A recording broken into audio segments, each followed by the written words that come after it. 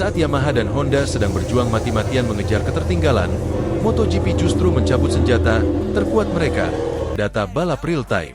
Dengan larangan wildcard total mulai 2027, peluang Jepang untuk bangkit di era 850cc hampir tertutup rapat. Pertanyaannya, mengapa aturan ini muncul tepat saat pabrikan Jepang paling membutuhkannya? Dan siapa sebenarnya yang paling diuntungkan dari aturan baru teknis ini? Atau skenario di balik layar yang bisa mengubah peta kekuatan MotoGP selamanya?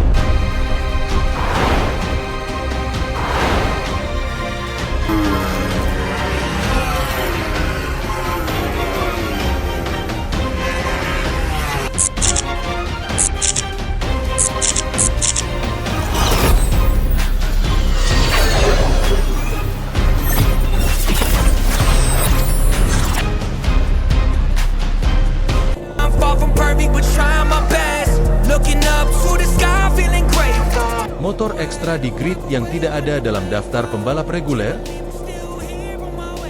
Itulah wildcard. Dalam ekosistem balap motor paling bergengsi di dunia, istilah ini merujuk pada hak istimewa atau undangan eksklusif yang divalidasi langsung oleh Dorna Sports dan Federation International de Motocyclisme. Ini bukan sekadar pengisi slot kosong atau hiburan semata. Fenomena wildcard adalah elemen strategis yang krusial, sebuah jembatan antara Departemen Riset dan Pengembangan dengan kerasnya arena kompetisi.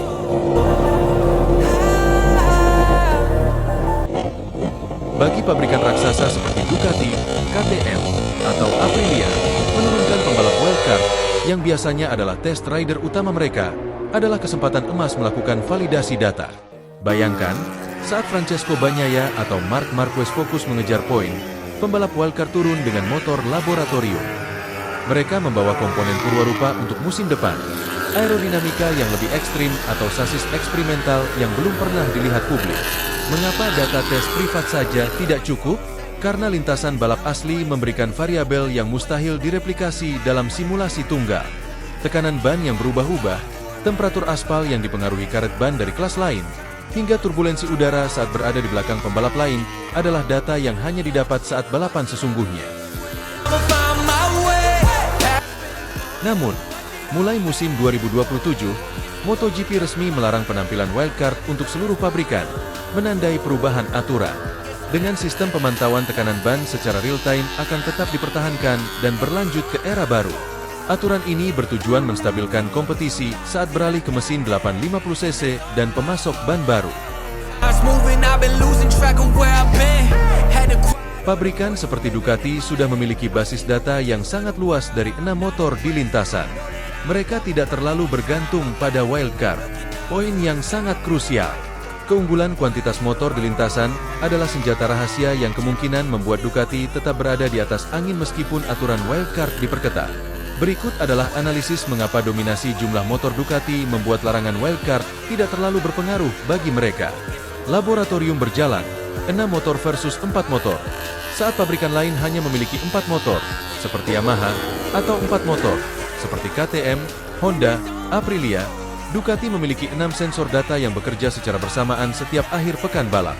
Akibatnya, mereka mendapatkan data ban, aerodinamika, dan konsumsi bahan bakar 2 hingga 4 kali lebih cepat dibanding kompetitor. Tantangannya, bagi pabrikan kecil, satu wildcard sangat berarti untuk menambah jumlah data.